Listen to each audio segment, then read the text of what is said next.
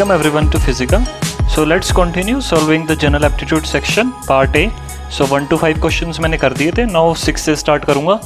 So question again आपकी screen पे आ जाएगा and first आप खुद ट्राई करना, then solution देखना. Okay, and one more thing, please share करना वीडियो वेरियस सोशल मीडिया पे. अगर फेसबुक कोई ग्रुप है, फेसबुक पे ग्रुप या फिर व्हाट्सएप ग्रुप, सो या टेलीग्राम पे कोई ग्रुप है, सो प्लीज़ उस पर शेयर कर देना ये video. So the sixth question is, so sixth question था, if Delhi is coded as, so if Delhi is coded as BCJFG and Madras is coded as KYBPYQ and then हमें बताना है Mumbai is coded as, Mumbai is coded as. So ऐसे questions में जहाँ पे किसी letter को या किसी नंबर को कोड कर दिया है, यूजुअली लेटर्स को ही ऐसे कोड कर देते हैं. सो उसमें सिंपल है, सबसे पहले आप पूरी अल्फ़ाबेट्स लिख लो एंड उसके कोरस्पोंडिंग नंबर उसे अलॉट कर दो. जैसे ABCDEFGHIJKLM. सो इसके कोरस्पोंडिंग मैं अलॉट कर दूंगा नंबर. सो इसको 0 दे दूंगा, इसे 1. आप 0 से स्टार्ट कर सकते हो या 1 से भी स्टार्ट कर सकते हो, ठीक है. तो आप 1 से भी स्टार्ट कर सकते हो. सो 1 2 3 4 5 6 7 8 9 10 11 12 13. अगर आपको नंबर याद है फिर तो कोई दिक्कत ही नहीं है. सो आपको अगर पोजीशन याद है सो आप डायरेक्ट कर सकते हो, वरना आप एक बारी सबको नंबर अलॉट कर लो. STUVWXYZ. सो 13 ये हो गया, 14 15 16 17 18 19 20 21 22 23 24 25 26. ओके, सो दिल्ली को इस कोड किया. सो मतलब डी को क्या कोड किया, बी से, ठीक है. डी को बी से कोड किया. सो मैं यहाँ पे दोबारा एक बार ही लिख देता हूँ. दिल्ली को कोड किया है BCJFG. सो डी को बी से कोड किया है. डी का नंबर है 4, उसे बी से कोड कर दिया, मतलब 4 - 2 कर दिया. सो 2 माइनस कर दिया, ठीक है. सो 2 इसको 4 - 2 कर दिया एंड सेकंड नंबर दे दिया, बी दे दिया. ऐसे ही ई को सी से रिप्लेस कर दिया, ठीक है. सी के कोरस्पॉन्डिंग किया 3, ठीक है, एंड ई के कोरस्पॉन्डिंग है 5. सो 5 को 3 से रिप्लेस कर दिया. अगेन 5 - 2 किया, ठीक है. 3 आ गया, यहाँ पे 2 आ गया. Okay, so simply 5 - 3 2. सो हम 5 - 2 3. सो हर किसी डिजिट को 2 से पहले वाले से रिप्लेस कर दिया, ठीक है. आप ऐसे भी कर सकते हो, हर किसी लेटर को 2 माइनस करके, दो पहले माइनस करके वो लेटर अलॉट कर दिया. जैसे अगेन नेक्स्ट देखते हैं एल को क्या किया, एल को जे से रिप्लेस किया, एल को जे से रिप्लेस करिए. अगेन 2 माइनस कर दिया, जे से रिप्लेस कर दिया. ऐसे ही एच को क्या किया, एच का यहाँ पे है, एच को 2 माइनस करेंगे तो एफ आ जाएगा. अगेन एफ आ गया. देन आई को 2 माइनस करेंगे, 9 - 2 7, तो जी अलॉट कर दिया, ठीक है. ऐसे ही मद्रास का भी चेक कर लेते हैं एक बारी. मद्रास का है KYBPYQ. सो एम का है, एम ये रहा, एम को 2 माइनस कर दिया, के अलॉट होगा, सो के हो गया. ए को 2 माइनस करेंगे, सो ए को अगर 1 को 2 माइनस करेंगे सो ए के पहले आता है जी. सो उल्टे से स्टार्ट कर देते हैं, ठीक है. अगर यहाँ पे कुछ माइनस नहीं हो रहा क्योंकि इनिशियल आई है, सो 2 माइनस नहीं हो रहा तो जी से स्टार्ट कर देंगे, यहाँ पे जी ले आएंगे, ठीक है. सो ए के पहले जी आएगा, देन उससे पहले आएगा वाई, ठीक है. यहाँ पे वाई आएगा, ठीक है. सो ए को वाई से रिप्लेस कर दिया, सो वाई से रिप्लेस कर, ऐसे ये सारे कर दिए. नाउ हमें मुंबई का बताना है. सो मुंबई का हम निकाल लेते हैं. सो एम को रिप्लेस करेंगे, 2 माइनस करूँगा एम को, सो के आ जाएगा. सो फर्स्ट लेटर आ गया के. सेकंड यू को रिप्लेस करना है, सो यू इधर है, यू को रिप्लेस करेंगे एस से, देन m को अगेन m है सो k हो जाएगा, b को रिप्लेस करेंगे तो z आ जाएगा, a को रिप्लेस करेंगे तो y आ जाएगा, i को रिप्लेस करेंगे तो g आ जाएगा। सो ये हो गया हमारा आंसर इसका कोडिंग का। सो ऐसे क्वेश्चन आते रहते हैं। सो सिंपल है कि आप या तो अगर आपको अल्फ़ाबेट्स की पोजीशन एग्जैक्ट याद है, सिंपली आप देख लो कि डी को किससे रिप्लेस करा, बी से रिप्लेस किया तो 2 पहले से रिप्लेस किया। सो आप 2 एक सी स्किप कर दो, बी लिख दो, ठीक है। सो सारे आप ऐसे कर सकते हो। So out of these options third option दे रखा है ये same, so third option is correct. Next देखते हैं। Next 7th question is a commodity is sold n times. A commodity is sold n times each at a profit of p%. If the value of the object finally become 10 times its original value, then p is. So एक commodity है, कोई भी item है, उसको हमने n times sold किया, n times sold किया और each time p% का profit था, p% profit पे। And if the value of object finally becomes, so finally जब n times किया so finally उसकी वैल्यू बन जाती है 10 times its original value। सो ऐसे क्वेश्चंस में यूजुअली जो ओरिजिनल वैल्यू है, क्योंकि 10 टाइम्स ओरिजिनल वैल्यू है, सो ओरिजिनल वैल्यू को x ले लेते हैं। So let the original value be x, ठीक है, ओरिजिनल वैल्यू को x ले लो। देन हुआ क्या, आफ्टर फर्स्ट टाइम क्या होगा, सारी देखेंगे। सो ये थोड़ा लेंथी क्वेश्चन हो जाएगा। आफ्टर फर्स्ट टाइम क्या हो जाएगा, जो ओरिजिनल वैल्यू थी उसकी x प्लस उस पर p% प्रॉफिट लग रहा है।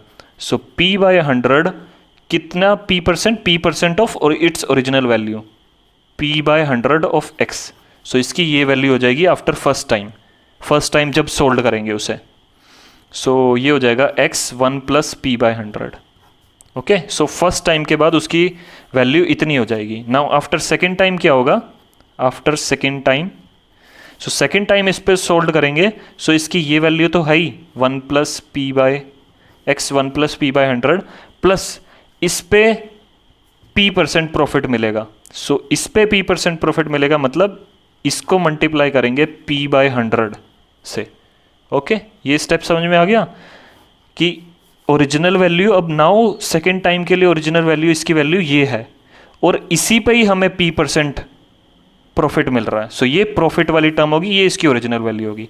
यहाँ पे ओरिजिनल वैल्यू इसकी ये है, प्रॉफिट वाली टर्म ये आ गई, ठीक है। ऐसे ही ये चलता जाएगा। सो इसको एक बार कैलकुलेट कर लेते हैं। ये क्या हो जाएगा, x plus p by 100 of x plus इसको अगर मल्टीप्लाई करेंगे so x p by 100 plus p by 100 का स्क्वायर। सो इसको अगर सोल्व करेंगे so x plus 2 px by 100 plus यहाँ पे भी x है। सो x तो मैं कॉमन ले लेता हूँ। सो ये हो जाएगा 1 plus 2p by 100 plus p by 100 का square.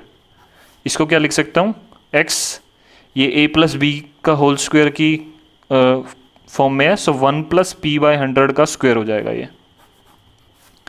Now after third time, तो थर्ड टाइम भी मैं निकाल देता हूँ। वैसे ज़रूरत नहीं है, आप डायरेक्ट लिख सकते हो क्योंकि ये पहले है x 1 plus p by 100, then x 1 plus p by 100 का स्क्वायर, देन क्यूब आएगा, ठीक है। थर्ड टाइम देख लेते हैं, एक बार चेक कर लेते हैं क्या आएगा। सो थर्ड टाइम क्या हो जाएगा, इस पे x, मैं पहले अभी यही फॉर्म लिख रहा हूँ इसकी, x 1 प्लस p बाय 100 का स्क्वायर है, ठीक है। ये फाइनल है, ठीक है, ये ओरिजिनल वैल्यू है। नाउ अब थर्ड टाइम के लिए ये ओरिजिनल वैल्यू है। अब इस पे हमें प्रॉफिट मिलेगा p बाय 100 का, p% का प्रॉफिट मिलेगा इस पे, that is 1 plus p by 100 का स्क्वायर। सो इसको अगर आप सोल्व करोगे सो आपके पास आ जाएगा x 1 plus 3 times p by 100 की टर्म आ जाएगी जब इसे ओपन करोगे, एंड 3 टाइम्स p बाय 100 का स्क्वायर की टर्म आ जाएगी प्लस p बाय 100 का एक क्यूब आ जाएगा। सो सिम, ठीक है। सो ये यही बन जाएगा 1 प्लस p बाय 100 की क्यूब, जो मैंने बोला था वही आ रहा है। सो आफ्टर n टाइम्स बोला है, n टाइम्स हुआ है ये सब। सो n टाइम्स में क्या हो जाएगा, जो उसकी फाइनल वैल्यू बन जाएगी वो बन जाएगी x 1 plus p by 100 raise to power n। And हमें बोल रखा है कि if the value of the object finally become 10 times its original value, 10 times its original value मतलब 10 times of x, original value हमने x ली थी, सो ये equation आ गई हमारी फाइनल। सो इससे हम p की वैल्यू निकाल लेंगे जो हमें निकालनी है p की वैल्यू। सो x x तो कैंसिल हो जाएगा, आ जाएगा 1 plus P by 100 raise to power n is equal to 10। So दोनों तरफ 1 बाय n से रेस कर देते हैं, सो इसको हो जाएगा 1 plus P by 100 will be equal to 10 raised to power 1 by n, then p आ जाएगा 10 raised to power 1 by n minus 1 into 100। Okay, ये आ गया हमारी p की वैल्यू। सो इन ऑप्शंस में से फर्स्ट ऑप्शन दे रखा है एग्जैक्टली यही, so first option is correct. Now next question देखते हैं। Next question 8th one,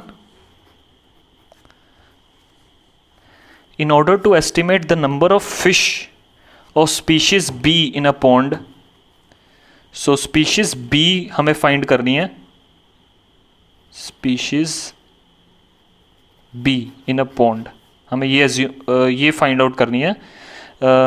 100 fish of foreign species A were released into the pond, so 100 species A की 100 स्पीशीज A की पॉन्ड में डाल दी, were released later in a catch of 100 fish, so 100 fish जब निकाली, the number of fish of species A and B were found to be 10 and 90 respectively, so A की 10 निकली and B की 90 निकली, so total 100 fish में जब बाद में निकाली, so 10:9 मतलब A is to B का रेशियो हो गया 1:9 का, मतलब 10 अगर फिश निकाल रहे हैं सो एक A की निकलेगी, B की 9 निकलेगी। ओके, सो यही दे रखा है कि 100 फिश में 10 इसकी निकली, 90 इसकी निकली।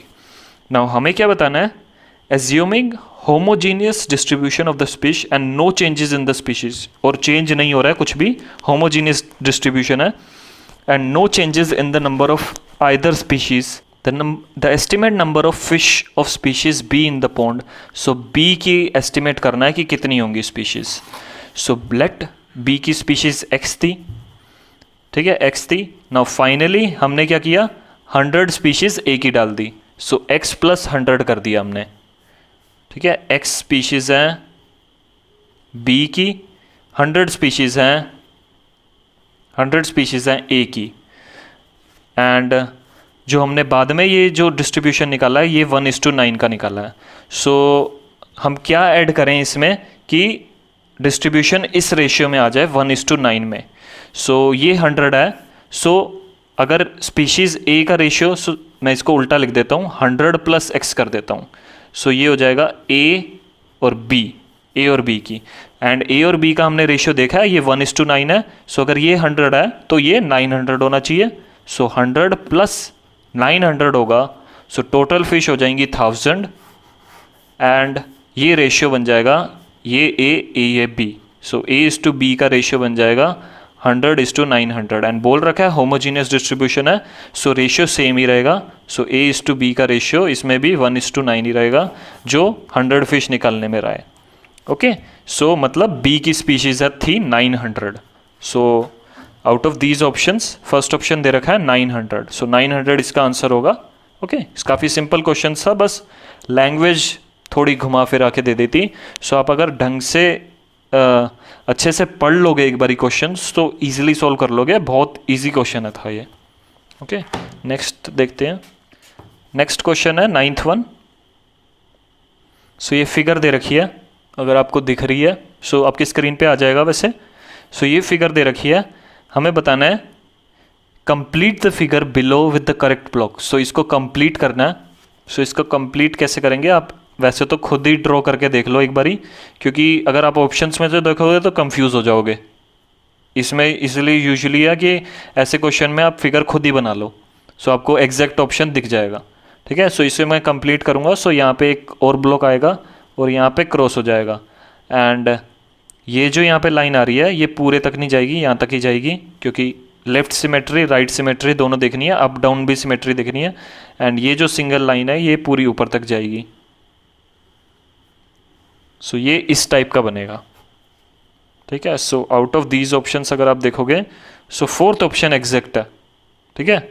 थर्ड ऑप्शन में भी थोड़ा सेम है बट यहाँ पे लाइन आ गई, बट ऊपर जो है यहाँ पे कोई भी इस जगह पे कोई लाइन नहीं है। So left symmetry right symmetry same होनी चाहिए और अप डाउन वाली सिमेट्री दोनों सेम होनी चाहिए। सो उसके लिए फोर्थ ऑप्शन करेक्ट होगा इसमें।